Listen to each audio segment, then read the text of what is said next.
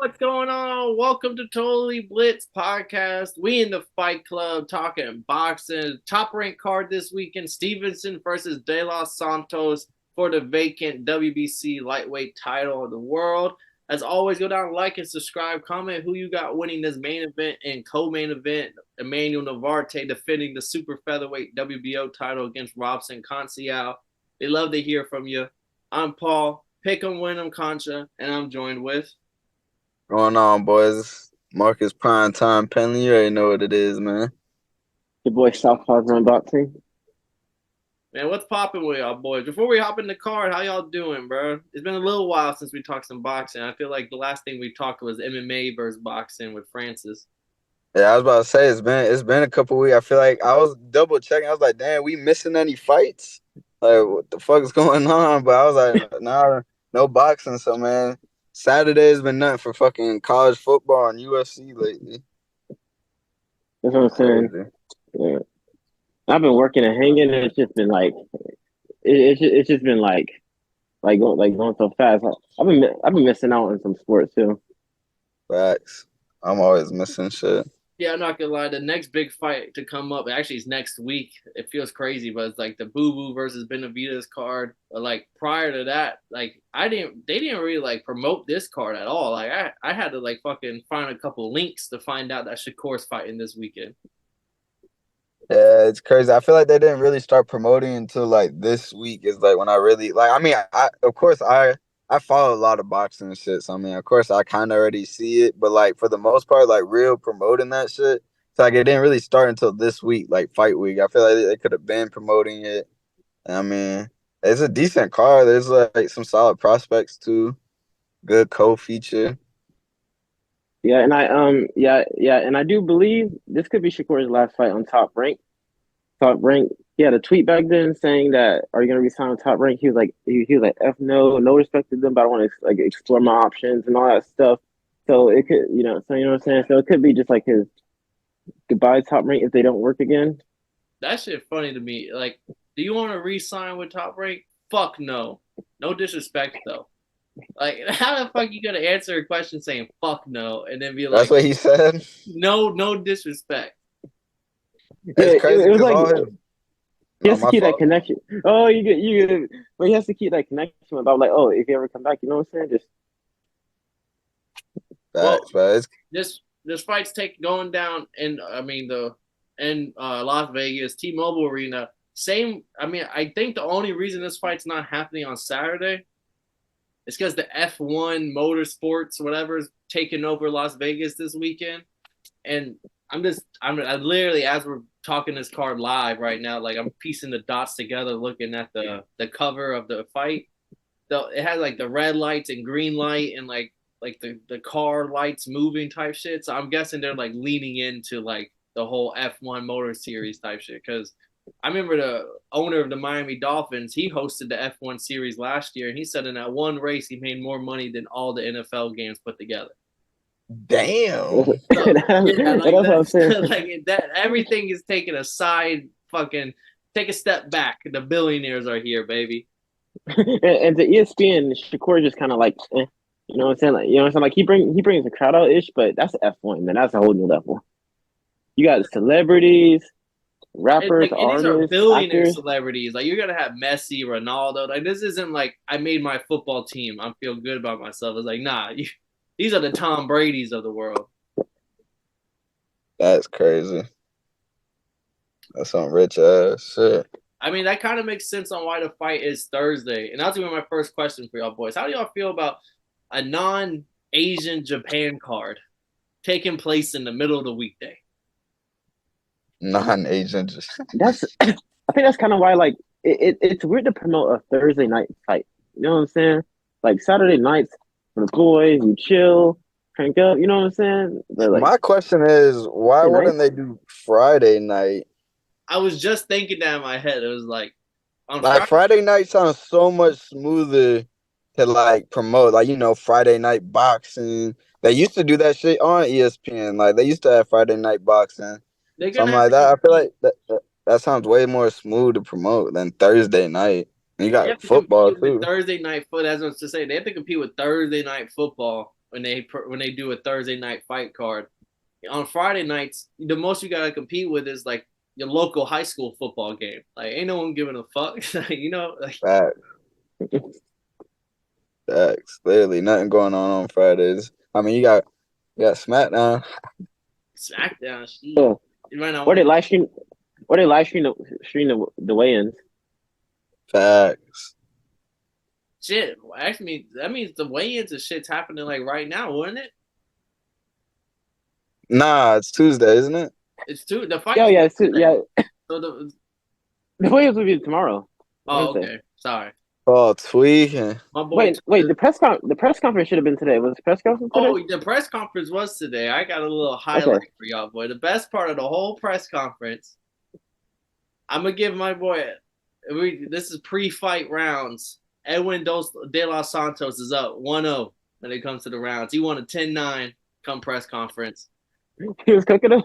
It was this one line. He said something about because Shakur was talking to Shakur rah rah rah, and then Edwin was just like, here goes Shakur Tweederson or something. He got it like Tweederson. Shakur Tweederson.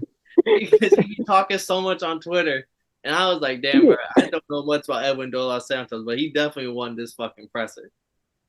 Yeah, I like Shakur be tweeting because he be trying to get like tell his side or at least get everyone on his side through Twitter. Yeah, I'd be worried. I'd be scared to even tweet at bro that he gonna block me. I feel like he wanted them blocking motherfuckers, bro. Like the next thing you know, I'll never get to see another Shakur Stevenson highlight. Man, you know it's crazy. I got blocked by Haney 2 years ago. A couple years ago, Shakur followed me on Twitter, but then he unfollowed me real quick. Damn, bro, that's crazy. It was before the fame, bro. I'm telling you, it was like right when he first got on ESPN, and I followed his ass. Jake gave me the follow back, real dude, but it gave me the real quick unfollow. I can up both of y'all stories right here. You know Kyle Marcus? Yeah. Kyle tweeted one day. Tank said something about how. Oh, I remember that, bro. People are out to get him, and then this is right as his news story broke that he had like domestic violence charges with his girl. Like this is like a couple of years ago, and then Kyle Crowe retweeted him and said like, "That's why you be beating up on bitches, bro." And he said something like that, and then Tank responded.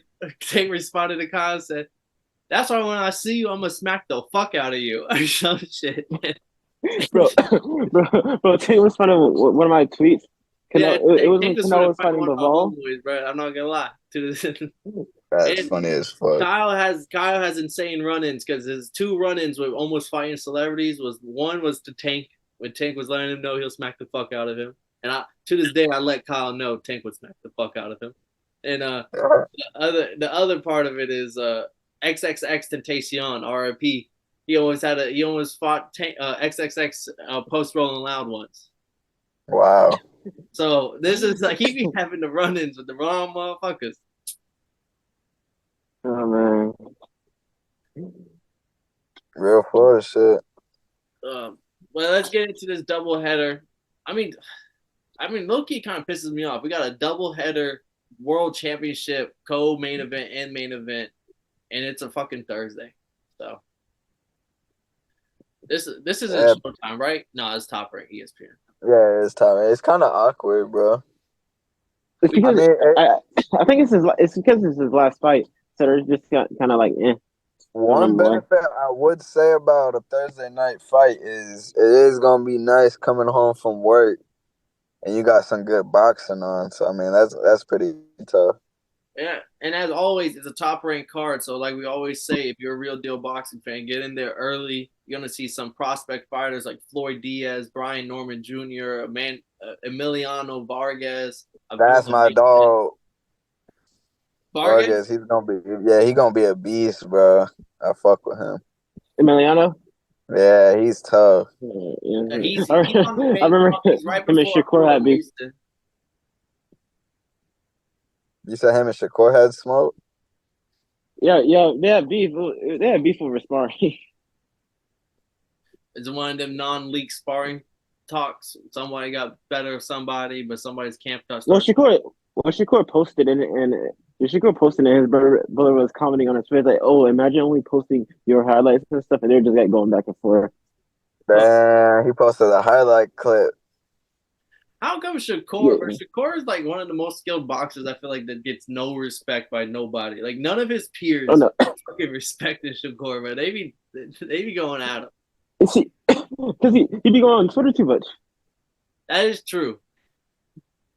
It's similar to like Be, Anthony Joshua. Even when he was on top of the world, everybody and their mama was talking down on him. yeah. Shakur also doesn't have that cult fan base yet. You know what I'm saying? He doesn't have those like that will go crazy. You know, Tank fans, they go crazy. You know, they go crazy. It's weird Yeah. because everyone knows Shakur is like him, but he doesn't really have that like true fan base like a Tank or something. That's crazy. I never even thought about that. But everyone knows yeah, Shakur is him. Like no one's gonna question it, but I don't know. People don't really like rally behind him too much. I don't get Yeah. it.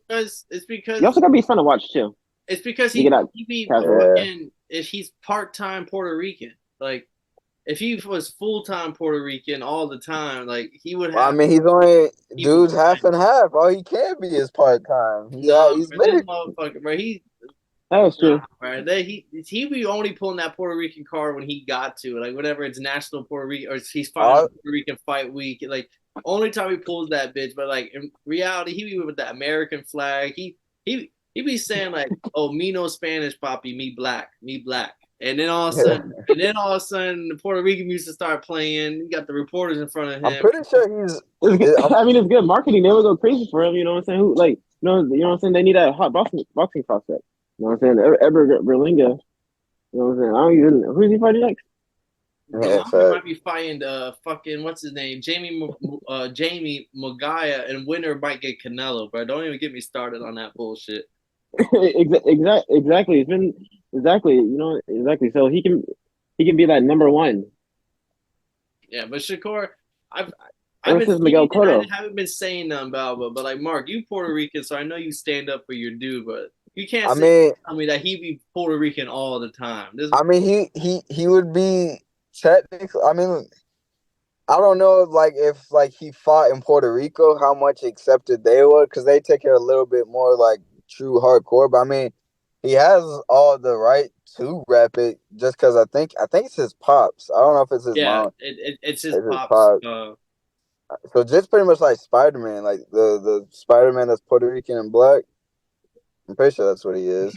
But I mean, You Oh, you compare talking about Shakur Miles? Stevenson to yeah, Miles yeah, yeah, Oh, Morales. Shakur That's is Miles. crazy. That's not a new one. Well, yeah, yeah. facts. So, I It's mean, kind of flipped. It's the kind of flipped, problem but is I don't know how accepted it is because like I don't know if he knows Spanish and like Spanish fans like they get hardcore about that shit. So like I don't know like he's technically in the same boat as me because I'm only half Puerto Rican. But if I was a boxer, I'm for sure repping Puerto Rico like hard as fuck too. I don't even know if like they would truly accept me either. But I mean, shit, that's gonna be me.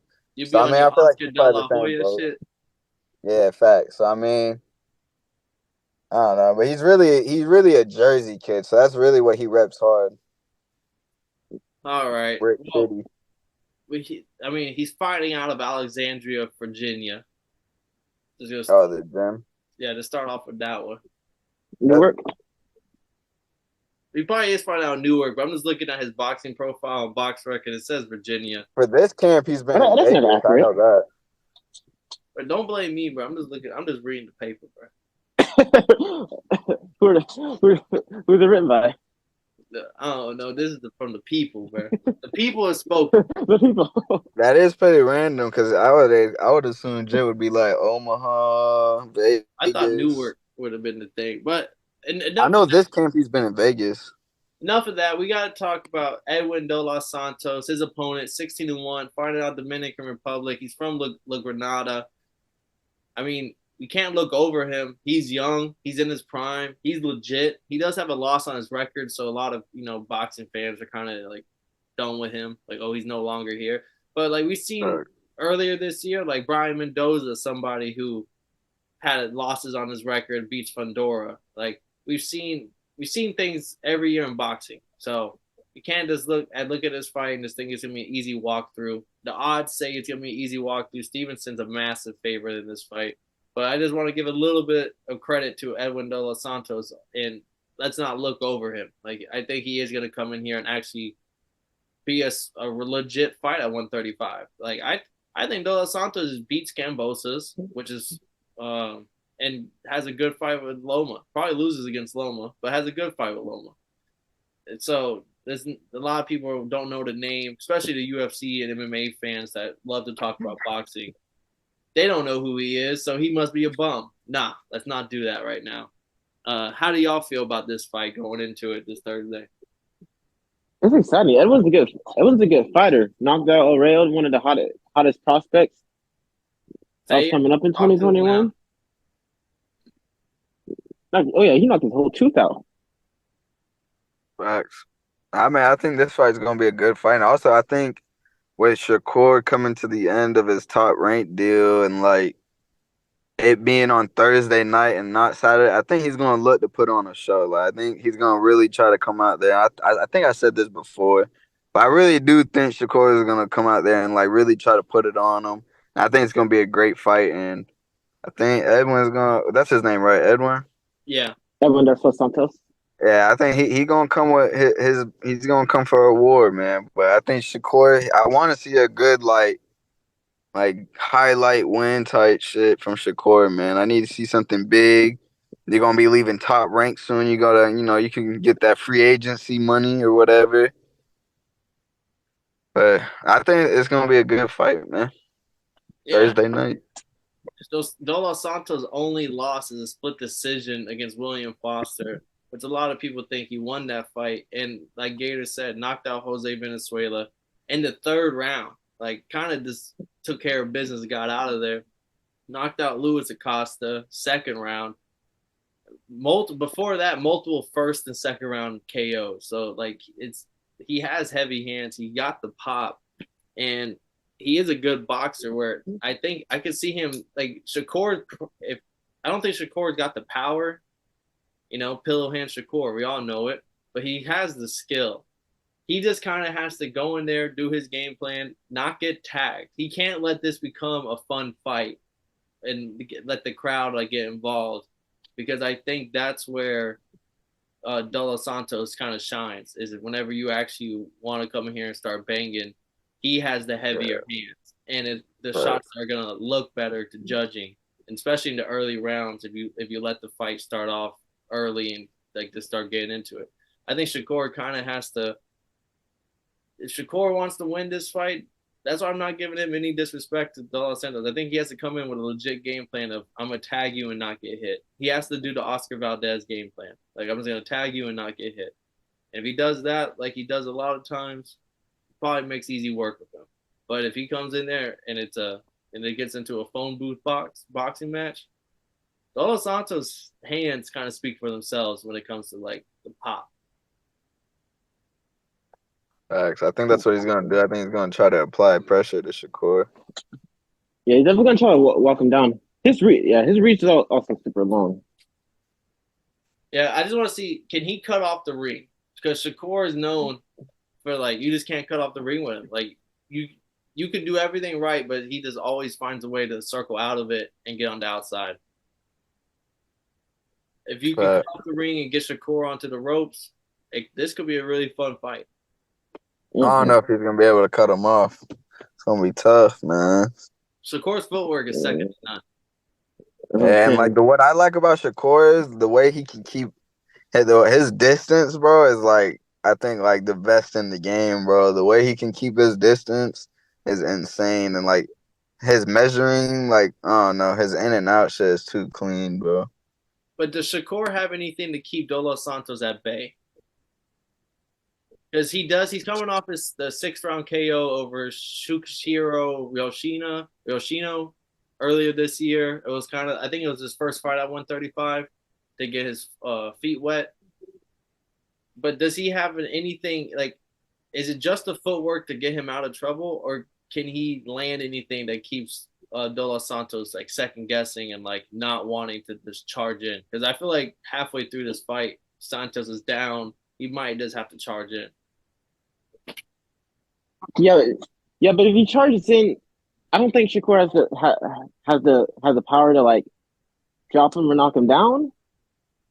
However, the Santos is gonna keep coming, and Shakur's just gonna have to maneuver around it. The thing about Shakur for me is I think he's gonna, if he's coming forward, bro, like Shakur's just gonna be able to. He's just so good at picking his shots. Where like even if it's not just one shot that's really gonna keep him away, it's just that the combinations of a couple of shots landing like a 1, 2, 3, he just lands them and he steps away or whatever. He's so precise and like it almost lands every time. It feels like bro is just so clean at throwing his shots, bro. So I mean, I feel like that's what bro's end up was. He's just gonna slowly break bro down. That's what I think is gonna happen. Like Shakur's gonna slowly break him down. We just keep picking these shots. Like it's not just gonna be like one punch that kind of hurts him. It's just gonna be a combination of all the punches throughout the night. All right. That straight left hand, southpaw. Yeah, I got Stevenson unanimous decision on this fight. What about y'all? Yeah, Shakur UD Fuck in the yeah. late round in the late rounds, Shakur's gonna be having fun. He's gonna be having fun. He'll have him figured out by now. Yeah, I think yeah, I'm a because fuck he's it. also awkward. I'm a He's an ride awkward late fighter. round stoppage. You think Stevenson's gonna be able to? This he's not fighting back, and the ref has to jump in. Tight shit, man. Cause I can't see like Shakur hurting him that bad where like fucking goes down and like dies and shit. But like I could see like maybe him just putting it on him and maybe like Ed is just trying to go out on his shield or some shit, just trying to survive and then the ref just kinda stops it late rounds type. But I mean it's probably most likely a UD, but I'm gonna go with late round, man. Last fight on Top Rank. Last fight, top rank, kind of goes out with a bang. Then our co-main event, Manuel Navarrete defending the WBO super featherweight title against Robson Conceicao. Conceicao, former first ever Brazilian gold medal winner back in 2016 Rio Olympics, and former opponent against Shakur Stevenson was Shakur's last fight at 130. That was the fight. Shakur didn't make the weight, had to drop the belt. The fight happens anyway. Goes to a decision. But Navarrete coming off 1,000 punches thrown, unanimous decision, ass whooping over Oscar Valdez, who some of us was riding the Oscar Valdez train, but no longer, no more. Navarrete, the cowboy, is his boots stand firm. How do y'all feel about this fight? I will say Navarrete is a massive favorite. Conceicau's a little bit older now. He is looking. I mean, he lost his last fight was a title fight to Shakur and lost, and somehow or another he ends up in another title fight against Navarrete. This might be his last chance at the gold. So does Navarrete get the win? Does Conceicao get the Brazilian glory? He is a big underdog. How y'all feel? Mm, this is a this is a tough one because Kase sounds a really good pure boxer. He's a gold medalist. His reach is long. He jabs a lot, and his right hand's efficient. So like I don't know. I would say he's kind of been inactive just because he had two fights set up that got canceled. So we haven't seen him in a little bit since that Shakur fight. That's why there's been a big delay in fights for him. Uh, Shakur, a lot of people think Shakur should have looked for a finish in that fight. He couldn't, and it ended up being a boring, slow fight for Conceicao, kind of getting beat towards a decision, like Stevenson does a lot of people. But Navarrete coming off is one of his best. I mean, we're considering how high of caliber of opponent it is and how he performed. That probably is his best performance to date. Definitely one of his best opponents, and he looked like it was amateur hour. I'm gonna go out on a limb, and I think he knocks out Conceicao. Conceicao has never been finished in his career. His two losses are to Valdez and Shakur. Both are decisions. Both are pretty one-sided decisions. I think Conceicao getting older, and I just think Navarrete's in his prime. Like he's looking hungry. Like he's on to the next fight, on to the next fight. And at Yes, 130, possible. It's his pace. yeah, his pace, his awkwardness. He is the shorter opponent by 3 inches, but he has a 2 inch reach advantage. He has that like fucking Volkanovski type reach. Like it's just Jake got some long ass arms, bro. He's built weird. yeah, he can tag you from the He's outside. built like the 2K players when you make your yeah Fucking real yeah, long. he can tie his shoes standing up. It doesn't make no fucking sense. Now I think his awkwardness and like his output is really what's gonna cause issues. I can see a stoppage also just from that aspect. Just bro's got some crazy fucking output and like his awkwardness, like the way he's like he doesn't really got a stance. Like he's just kind of like standing there, just throwing from all angles. This shit's crazy. He got like this crazy uppercut, hook type punch. This shit be crazy. And Shakur had him on skates early in the fight, and Shakur just always plays it safe and never kind of looks for a finish. Whereas Navarrete is the complete opposite. Like he gets you on skates, he's gonna charge in. It's just the Mexican style on him, and I can see this will be Conceicao's first KO loss, and then we start seeing like the gatekeeper status of Conceicao in this 130 division. He's got power. He has that. It'll always go back on. He has a gold Olympic medal. Like oh blah blah. Whoever's the next guy up at 130, blah blah beat former gold medalist. He's just gonna be. Damn. Yeah, That man. I don't know, bro. Like I love Conceicao, great boxer, but Navarrete. You also see this in boxing. Like opponents love to take somebody who's already been beaten and then like KO them, and after they KO them, they can be like, "I did what blah blah didn't do. I got the finish." Yeah. And after that, he calls Shakur out. Finally get that fight going. I actually think he stays at 130 until no, just because he might actually want to go. If Shakur actually, if I could see him talking to Shakur on the same card, and if that happens, I could see him moving up. Yeah, I mean, if he gets offered a title shot, because they were supposed to fight years ago. There's always contract and money issues. If that happens, you're gonna have to talk to me after how I see how did both of these fighters do in this performance. I gotta see how Shakur does in his second fight at 135.